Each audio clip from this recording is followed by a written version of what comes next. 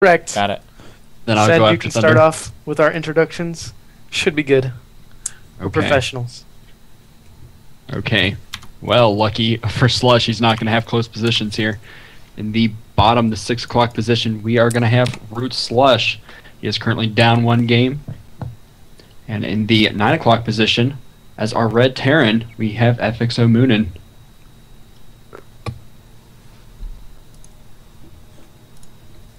Yeah. Is this a regular map? Wait, what? Okay, Metalopolis is obviously a regular map.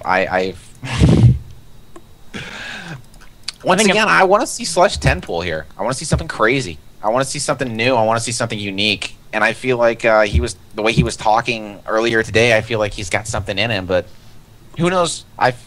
Who knows? I'm gonna go with exactly what I said earlier when you said that. I would rather see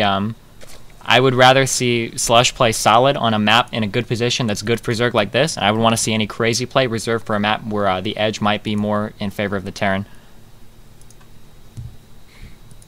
Yep, players were noticing that it was a refined Metalopolis. For all the viewers, the airspace around the bases have been evened out, so they're all equal now. And I think the distance is walling off from your natural, if you wanted to make a fast expand wall, had been equaled out on all 4 bases as well. Yep, this is made by Katara. He's very, very good at fixing up some of just the imbalances on these already semi-imbalanced maps, as I'm sure Kyle will agree. Yeah, Slush going Metalopolis for isn't that. that bad.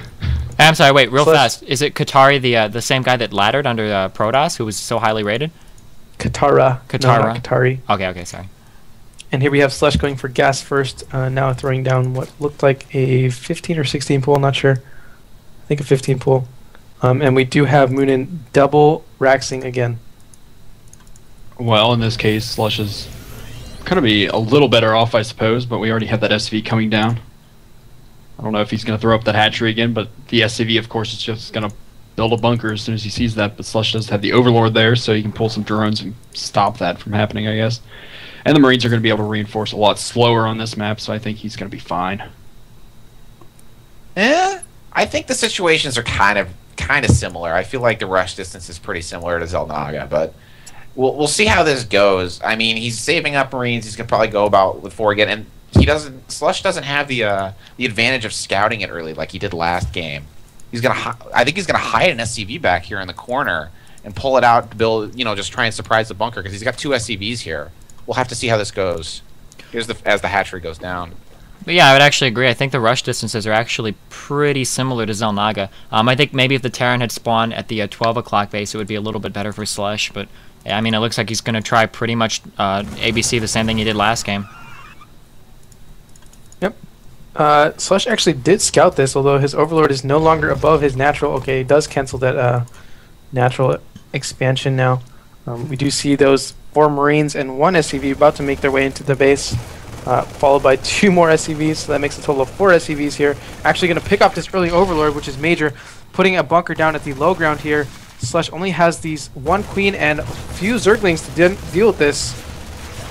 Oh, but doing a great job actually getting behind those Marines, takes them all out. He has Metabolic Boost a lot earlier this time. Looks like he's just going to go for a counterattack, try to block off any of the reinforcements, so he's going to be a lot better off because we only have 2 Marines attacking now.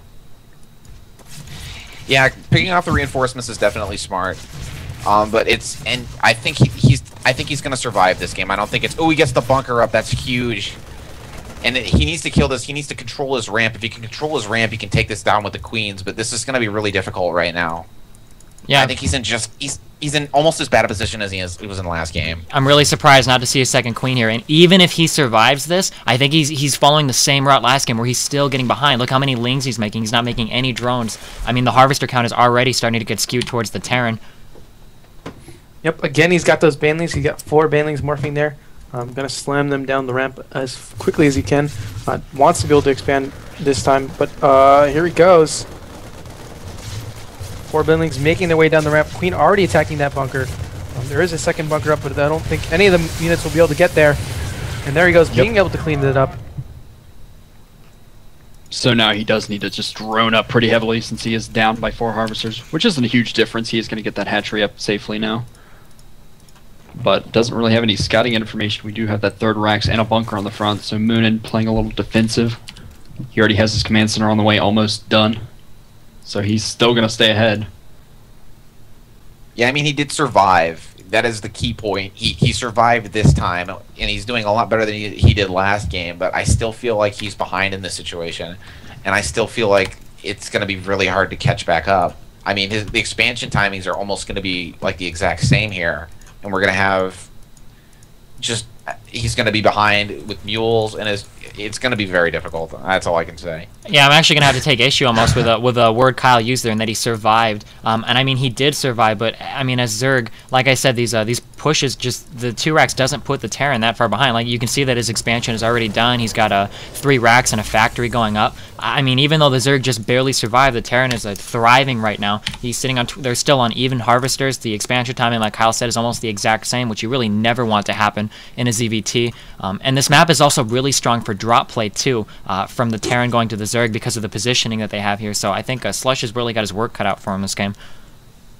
Yep, we do see that Moonan is getting that stem research and his combat shields, so he's going to be able to have pretty upgraded infantry. Definitely the option of doing a really, really devastating marine drop in the back of the mineral line. But here we go, Slush actually going for Burrow, and that is one thing that can sometimes get the Zerg back in the game. He did know that that 2 racks opening probably going to delay any kind of detection tech, and Moonan probably not going to go for it. So that will be pretty nice. He will be able to delay those pushes, and could get some clutch Baneling bombs off if he tries to push with those Marines. Yeah, I think if he just burrows 2 Banelings in different spots along the road, it's definitely going to waste a lot of scans for Moonan, which is definitely going to cut on his economy from what a Terran normally gets. And if you just keep all the Banelings in 2 groups, just separate it out, I think you can get a couple off at least. But what you usually see from a lot of these Zerg players is they just bunch up like 10 of them, burrow them in one spot, and waste them all. But it looks like Slush doing exactly what I'm saying, as he is sending them in groups of 2. Yeah, burrowed Banelings are kind of a prayer. They're definitely something that if in a perfect world for a Terran at least, a Terran should never fall for them, but they do. In a realistic world which we live in, you're going to see it every once in a while. But see, if he just builds a Raven here, this game is close to over. But he's not gonna. So we'll see how this works out. This could be kind of brutal. Oh, and here we go. Marines actually dodging the first set of Banelings. I feel like I mean, Thundertoss and I have been talking about this quite a bit recently. If Slush even blows up, these Banelings might land really nice. There. Really nice. And now what this does is it doesn't even seem like it. Like, besides from just killing those Marines, it's going to slow down any pushes. Like, Monin just dropped a scan there that maybe he otherwise normally wouldn't have. Any more Terran pushes that come down this middle lane are going to be slowed down. The Terran's going to be dropping scans. He's going to be wasting meals. Maybe he's not going to make another Banshee. Maybe he will make a Raven. I mean, just having that imprinted into the Terran's mind in and of itself is going to help the Zerg player here. Yep, the key thing is that Zerg wants to be able to drone up, especially in this position, and so delaying and knowing when that push is coming allows him to build the appropriate number of units. And we have a pause coming down from Moonan. Not sure what this is about. Yeah, deciding what to do with that prayers Banshee. were answered. That was a very clutch Baneling bomb there. Killed a bunch of Marines. Was very, very sexy. I don't know. As I said, in a perfect world, I just don't feel like a Terran should ever fall for that gimmick. Yeah, but Ravens just aren't incorporated right now into standard Terran Yeah. versus Zerg because Terrans are lazy because they have Marines. Oops. And I skipped Descend, so I apologize. Well, it doesn't matter. I didn't have anything to say. But I don't even think it matters because a lot of Zergs nowadays don't even use Burrow. And Slush just has that advantage because he actually does it for once. But I think it is becoming more standard now in a lot of Zerg play.